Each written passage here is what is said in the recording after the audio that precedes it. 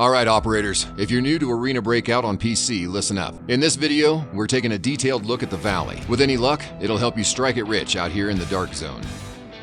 Overview.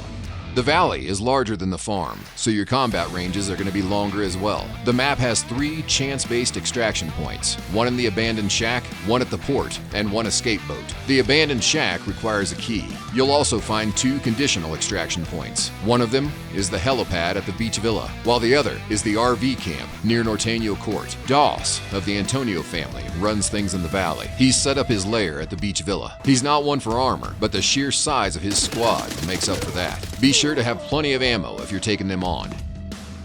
Loot distribution.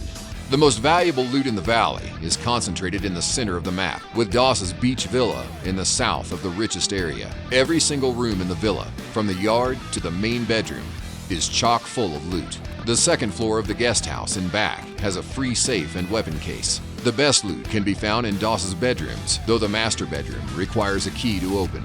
Both rooms hold a safe and plenty of containers to rifle through. The beach villa isn't the only place with valuable resources. Norteño Court and the small factory are worth checking out as well. Located smack dab in the center of the map, Norteño Court is a hot spot for engagements. You'll find ammo boxes and a long weapon case in the main building, and there might be some valuable items on the tables too, so keep your eyes peeled. The cafeteria, which is on the right side of the court, leads to the basement, where there's a locked room that contains a safe. The basement holds a lot of random items, so don't miss out on this chance to strike gold.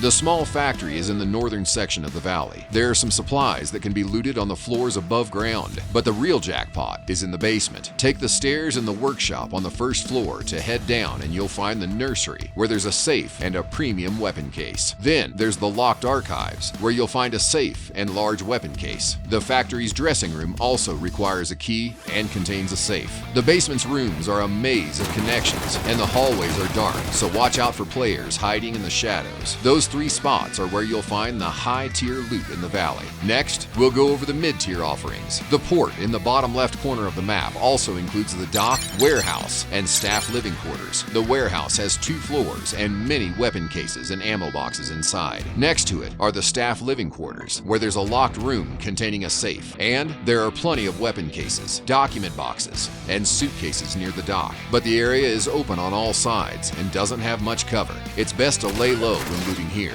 In the westernmost part of the map is the radar station, which contains a locked security room. Towards the north are the frontier positions, which have long sight lines with weapon cases and ammo boxes. Further east, you'll see the RV camp beside Norteño Court. The camp's cabin cafeteria is locked and contains a safe you can loot. Besides that is the eastern region of the map, where you'll find an airdrop container in the crash site. In the south, you'll find a document box in the old beach house by Pino radio station. The radio station itself contains jackets and a weapon case.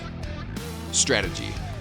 The Valley's supplies are concentrated in the middle of the map, while the borders have comparatively little to loot. If you spawn near the beach villa, you should rush for it and start looting. If you spawn in the southeast instead, try scoping out the enemies on the beach and the villa by using a high-power scope at the Pino radio station. For players who spawn in the northeast, consider going to the small factory or Norteño Court first, depending on which one's closer to you. Spawning in the southwest means you can choose between looting the nearby port, then going straight to the beach villa. But if you do target the villa, keep an eye out for players who spawned in the northwest. They'll probably be heading the same way. If you end up in the map's northwest region, consider battling players for control over Norteño Court and the small factory. Alternatively, you could cut across and make a break for the beach villa. Of course, don't just think about your spawn point when you're deciding on your course of action. Remember to take your squad's members' equipment into consideration as well. Alright, that's it for today's strategy guide. Go shoot your shot at the Valley.